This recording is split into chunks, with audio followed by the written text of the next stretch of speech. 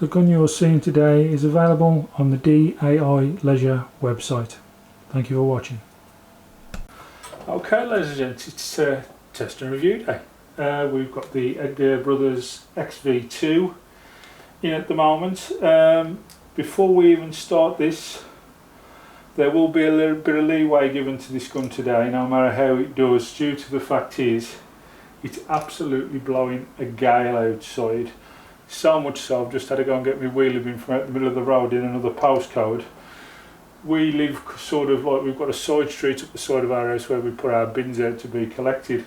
I've just had to fetch it out to the main road, which is like another 200 metres away. The winds picked it up and took it down there, so yeah, it's not a nice day at all to do this, to be fair. So I'm going to give this gun a little bit of leeway no matter how well it does today. But how this works is we call it the 135 test, and down there at the range, 23 metres away at the minute, we have two targets. One's got 5 small targets on. If you can get inside the red on those 5 small targets with 5 shots, you'll score yourself 50 points.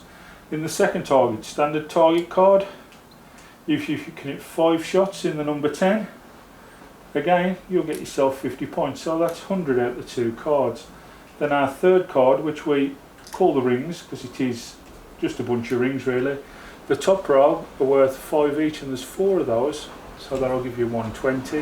And then the last shot we call the bonus shot, and that's just over the size of a pellet, and that one's worth an extra 15 points, which will give you 135.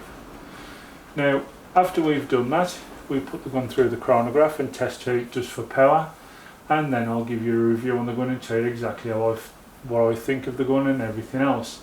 But as I say, before we even kick off today, there will be a bit of leeway given to the gun even if it does or doesn't pass, due to the fact is the conditions today are terrible. I will be cutting the wind out on the second camera outside because all you'll hear would just be like somebody rustling a load of sheets up against your ear holes, really. It's that bad. But it is winter time when I'm recording this, and you do have to make do with the days you have, so we'll just do the best we can. Right, shall we get it out there? Let's see how it goes.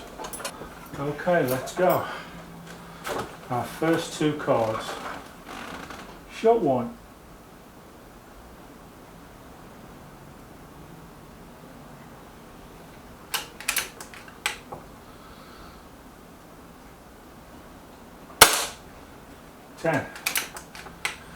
Shot 2.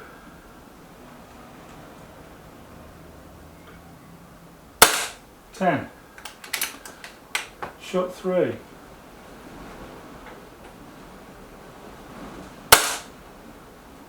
Maybe just. Shot 4.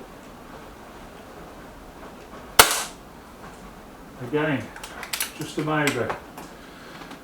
Shot 5.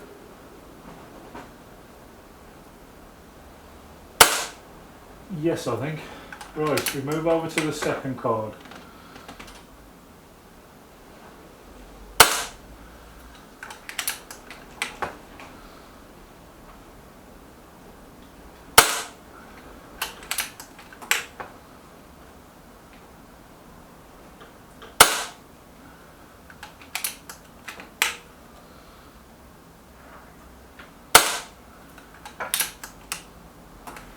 Just as we're getting into our last shot, we run out of pellets. The thing that goes against this gun as well today, this is using the lightest pellet there is in the JSB range. This is using the exact RS Diablos, and they're only like 7.3 grain, so it doesn't help it out.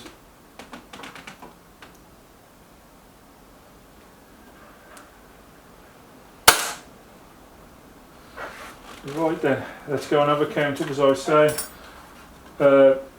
if this gun does have a little bit of wavering in its score, I'm going to let it go today. I'm not going to give it a 110 count or whatever else. This is in very extreme conditions, to be fair. Let's see how it's got on.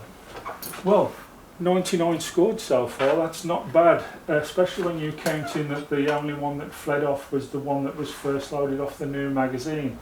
We have been noticing that with some of these magazines the first shot is flying away. due to it being heavily undersprung with the first shot, so that could be due to that. So 99 at the minute. Let's see how he carries on. First ring.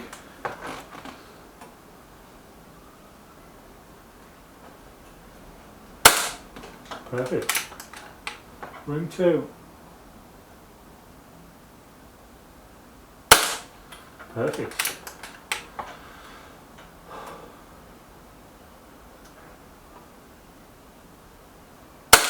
Ring 3, good. Ring 4. Perfect. Can he get the bonus? Yes, he can. A 134 in absolutely extreme conditions. I think that's a fantastic score for this gun. As I was saying before I started the test, I explained that the weather conditions outside are terrible, but this gun's hit a 134. I think that's absolutely brilliant. Now, shall we see how strong it is? Let's get it over the chronograph. 5 shots over our chronograph. Not expecting great things. This is on the lightest pellet that they do in the JSB range, which is the RS, but we'll see. It's surprised us so far. Shot 1, 205. Shot 2, 205. Shot 3, 205. Shot 4, 206. And the final one, 207. So we'll give it 206. And let's see what that gives us over our calculator. Right then, we had 206 meters per second. Let's put that into feet at first. 206. 675 feet per second, that is. So let's put that into our calculator.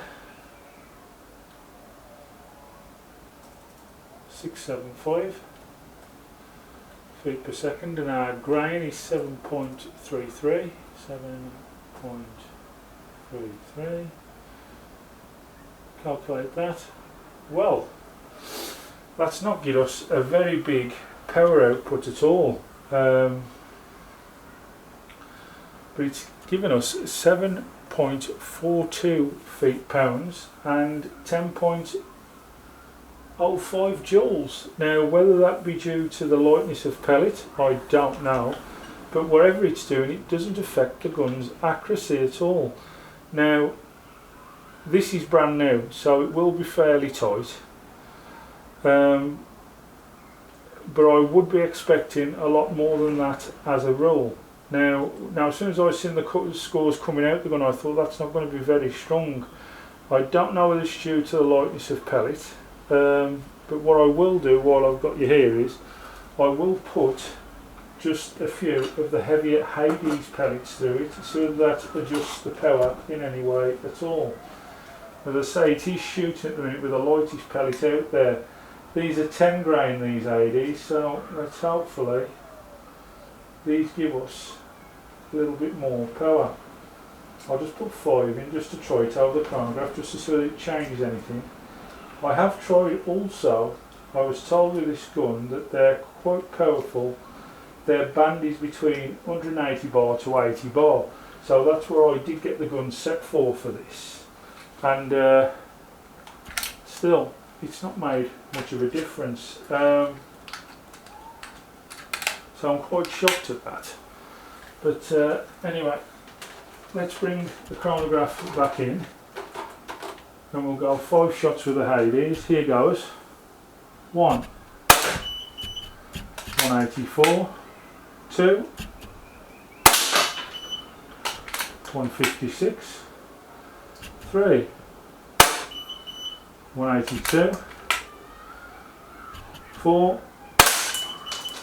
181, and the last one, 184.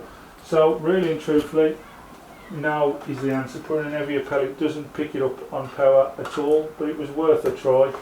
I mean, I can put the calculations in there. I'll give it the 184, which was the last one it took. Right, let's 184 He's going to bring the speed down right away. 184, 603 that is, feet per second. So I'll put 603 feet per second in, and we'll put the, I think it's 10.44 grain in the Hades. Just a moment, let me just check that. 10.34 it is. Right, calculate that.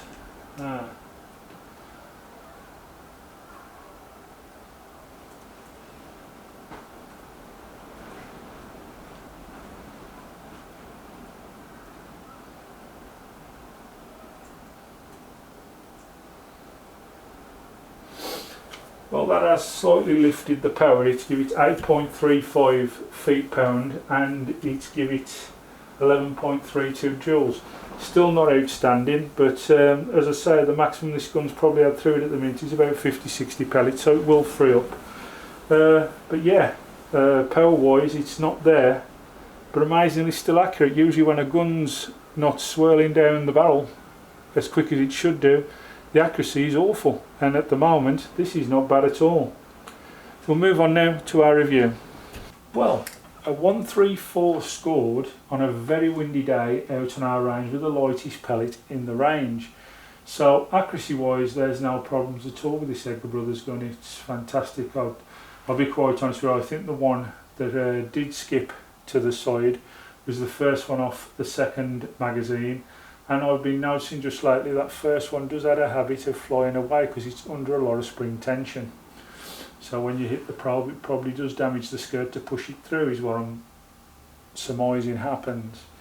So this has done amazingly well to get 134. Power wise, touch of a worry, but I'm not going to panic just yet, due to the fact is it's accurate as it is, and I think the more use it gets, going to probably be a choke barrel in this, it will free up and give us some more power.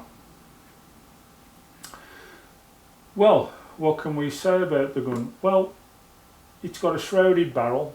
I've got no silencer on there. If you do want to put a silencer on there, I think you have to buy an adapter to get the 1/2 inch UNF thread on there, because it doesn't come fitted with one. Now, I've been hearing mutters about these in 2.2 giving you nearly 1,000 shots out the bottle. Now, bear in mind today I blew this up to start the test and I put 250 bar in it. Now apparently at 250 bar this is not at its peak power. The power drops down at that. That's why I wanted to do the pellet test with the gun first to bring it back down to 180 bar, so we had a decent reading over the chronograph, because they tell me the perfect point for this gun to be is 180 bar to 80 bar is its peak level. Now, bearing that in mind, if you remember when we put it over the chronograph, all the shots were pretty much the same. There was probably a meter in it either way when we were doing the pellet test.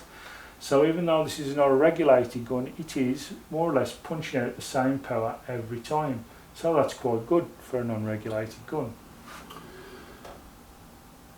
This gun has been thought about in a lot of ways. Some will say that it replicates like an Atsan Factor, but there is a few subtle differences.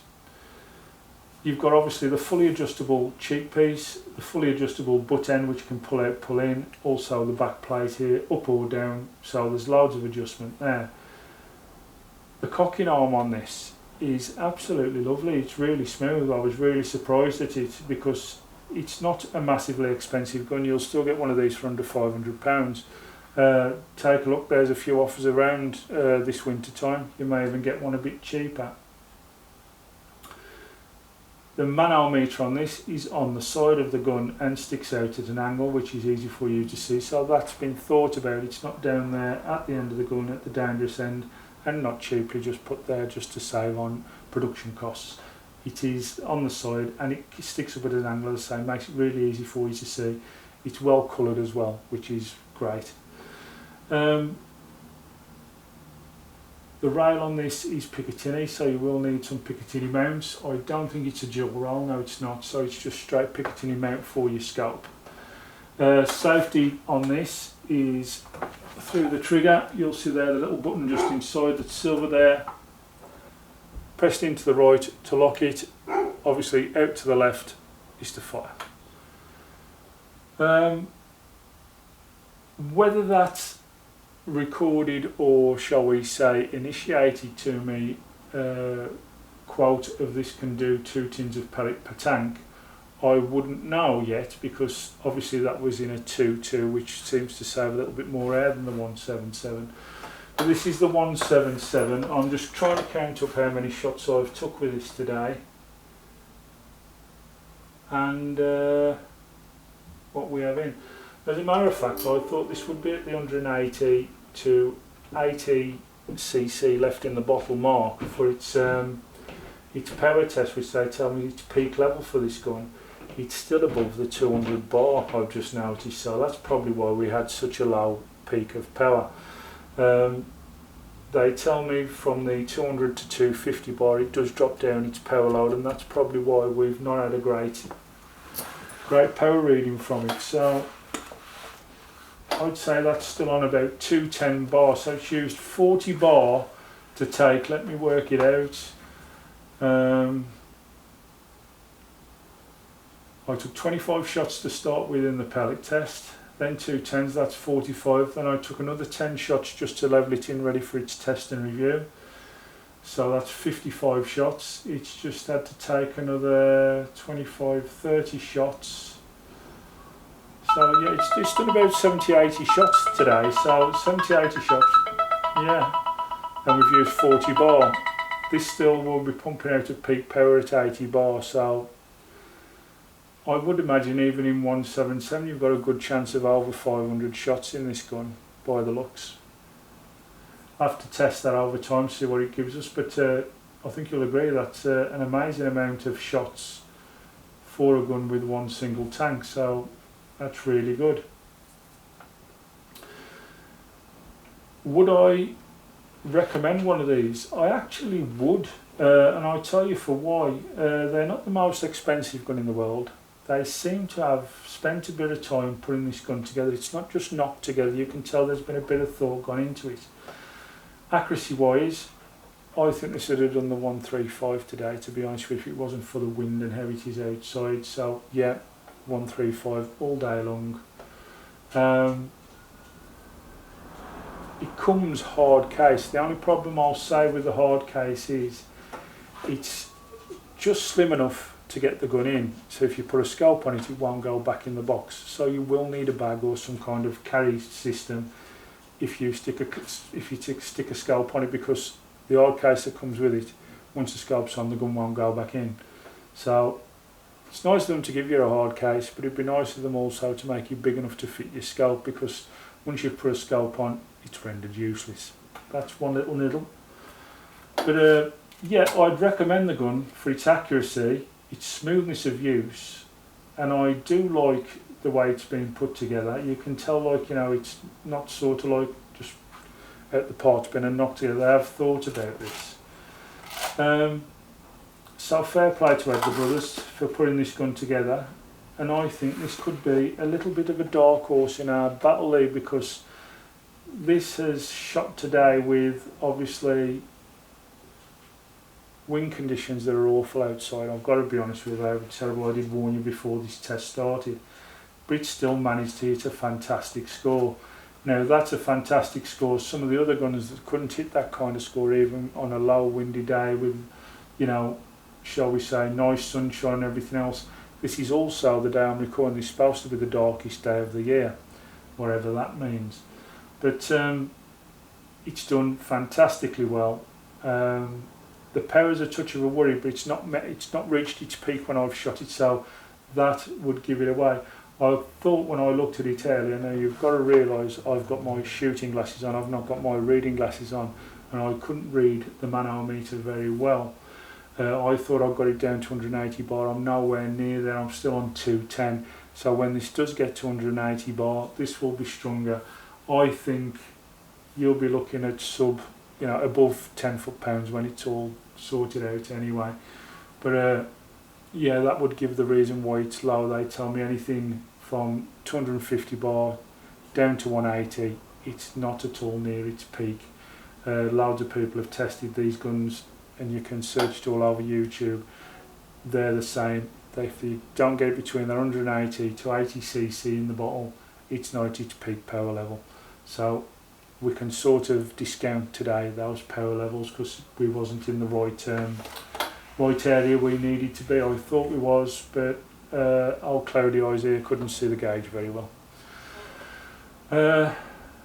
I'm going to leave it there. I would definitely recommend this gun because even when it's not at its full power, this gun is capable of being accurate, and that takes a lot for any gun because, as I say, the swirl as the pellet comes down the barrel, you need that power sometimes to keep it accurate. This doesn't, it can still manage to do it.